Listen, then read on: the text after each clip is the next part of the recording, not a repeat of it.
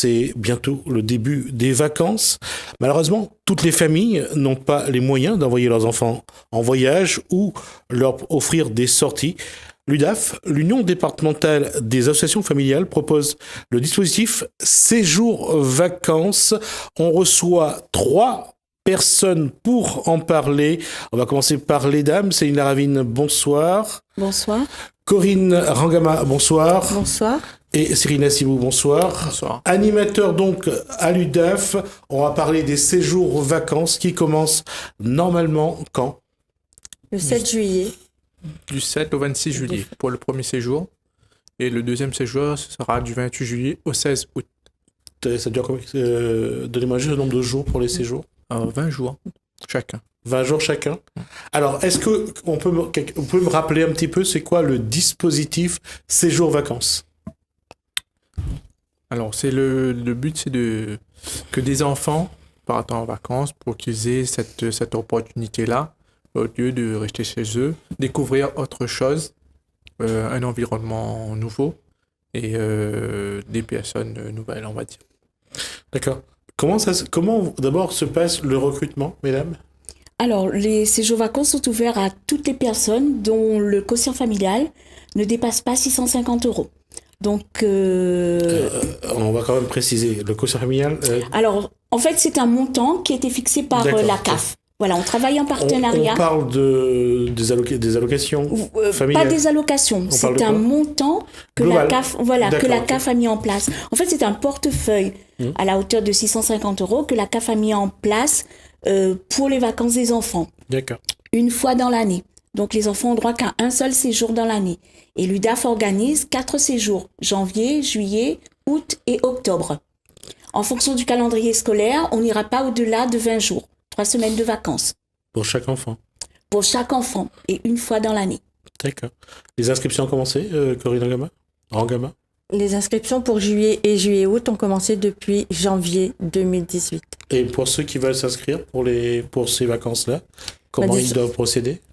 En fait, ils nous appellent. On fait aussi du bouche à oreille aussi. On a aussi des flyers et on met en place aussi sur Facebook.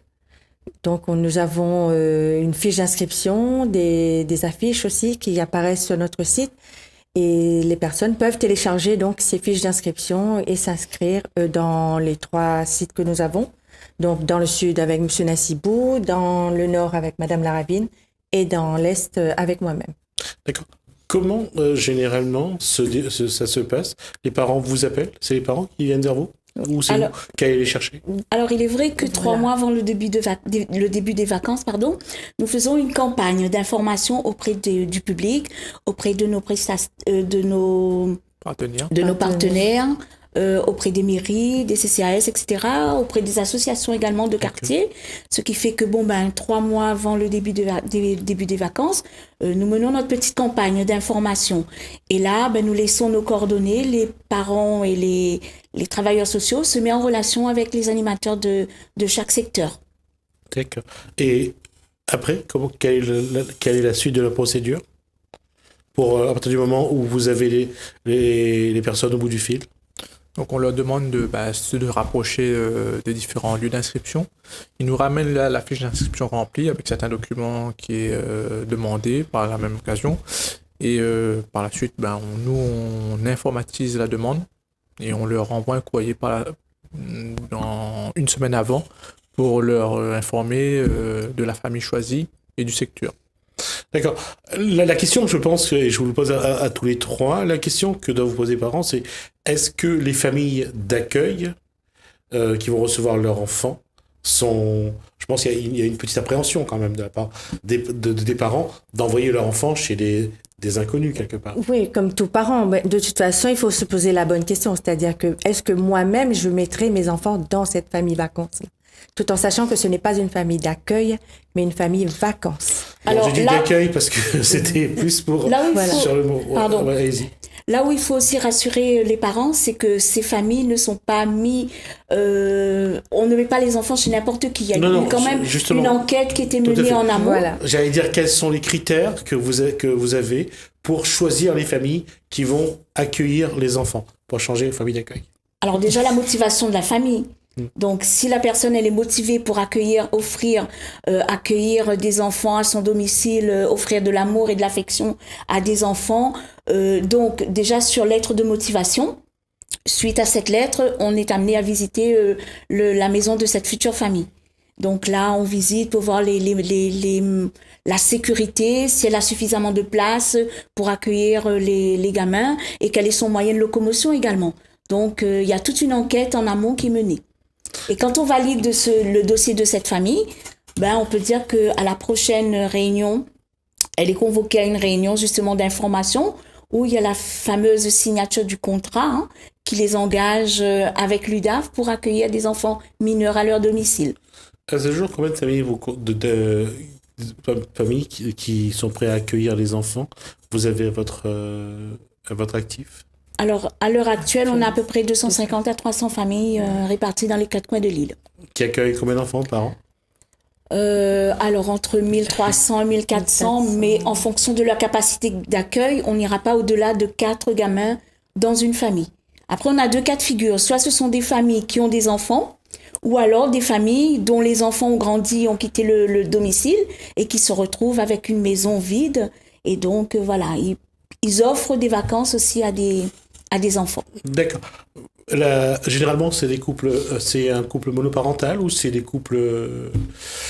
Ils peuvent être monoparental ou un couple, tout en sachant que le plus important, c'est qu'ils aient du temps à donner à ces enfants, puisqu'il faudra s'en occuper, faire des activités et puis pallier aussi aux besoins fondamentaux de ces enfants-là, c'est-à-dire les nourrir, les blanchir et les loger. Et donc être présent pendant le séjour, pendant s'occuper. Ne pas travailler. Parce que voilà, c'est ça que j'allais dire, c'est vraiment être disponible pour s'occuper des enfants. Oui. Comment, justement, quelles sont les exigences quand on parle de foyer, puisque vous allez inspecter leur foyer, voir leur environnement, quels sont les critères à ce niveau-là que vous ne pouvez pas contourner? Déjà, la propreté. Et il faudrait aussi qu'ils aient de la place pour pouvoir loger ses enfants. Donc nous, on part sur le principe aussi que chaque enfant a son propre lit et que les filles et les garçons sont séparés au niveau de la chambrée. Mais après, c'est en fonction de sa capacité d'accueil. Ça peut aller entre 1 à 3 gamins, voire 4. On est à La Réunion, il y a aussi l'alimentation qui change en fonction des communautés. Ça aussi, c'est un critère sur lequel vous... C'est important puisque nous respectons toutes les confessions religieuses. Nous respectons aussi le fait que certains enfants ne mangent pas certaines choses. Donc, nous demandons donc un certificat médical dans ce sens. Et voilà, tout simplement. Et puis vous savez, les enfants restent des enfants. Donc, nous avons quand même des documents officiels pour... pallier au un petit peu plus de précision. Les familles vacances sont informées justement des allergies et des convictions des enfants. D'accord. Ouais. Donc il n'y a pas de souci. D'accord. Et vous, en tant qu'animateur, quel est votre rôle pendant que les enfants sont dans les familles, dans ces familles qui reçoivent donc ces enfants? Quel va être votre rôle? Comment allez-vous les accompagner? En gardant contact déjà avec les familles, puis éventuellement pallier au manque si par exemple un enfant tombe, nous avons tous les documents médicaux avec nous pour pouvoir, si un enfant est tombé, donner un certificat de CMU ou l'attestation comme quoi l'enfant est allergique à telle ou telle chose. Donc nous avons toute la partie administrative, mais en même temps nous accompagnons nos familles en restant tout le temps en contact pendant tout le séjour. Et en faisant des visites. Et est-ce qu'il arrive qu'un enfant ait un comportement qui exige de vous une intervention plus... Ça peut arriver, mais tout en sachant que, vous savez, comme à La Réunion, on dit très bien, quand le sang y accorde pas, il accorde pas. Tout en sachant que c'est pas ni la faute de l'enfant, ni la faute de la famille vacances. C'est que le courant ne passe pas. Donc, on pallie au manque en faisant en sorte que la famille vacances soit bien et l'enfant aussi soit bien. Donc, s'il y a un changement de famille à faire, on l'effectue, même si c'est pendant le séjour. D'accord. Et je reviens sur ce que je disais dans l'accompagnement. Les parents qui reçoivent ces enfants vous appellent de temps en temps pour vous demander des conseils, pour vous demander comment faire par rapport à telle situation ou à telle situation ou pas? Ça arrive. Si, ça arrive, Ça arrive. effectivement. On travaille aussi en partenariat avec les travailleurs sociaux pour des enfants qui sont placés, par exemple, ou des enfants qui résident dans des foyers. Et là, on a bien besoin, la plupart du temps, de savoir quel est le comportement de l'enfant, est-ce qu'il suit un traitement médicamenteux, pour pouvoir mieux cibler nos familles vacances. Et les familles s'entraident entre elles aussi. Comment ça? Ils s'appellent entre elles, vu qu'ils se connaissent pour la plupart. Donc, quand il y a un souci, ils s'appellent entre eux pour gérer certaines situations. Et là-dessus, justement, vous aussi, vous essayez à votre niveau de les rassembler de temps en temps, qu'il y ait des échanges entre eux, qu'ils échangent un petit peu leur expérience avec tel enfant. Donc, justement, lors du séjour du mois d'août, on a une journée de rassemblement, comme on l'appelle. Ça permet aux familles de se retrouver et d'échanger entre elles. On a aussi les journées bilan qui se passent après chaque séjour et qui permet aux familles de se rencontrer, de faire le point avec nous sur les difficultés ou les avantages ou de voir comment certaines situations ils ont géré entre eux. Et vous, en tant qu'animateur, je reviens à votre rôle et à votre mission.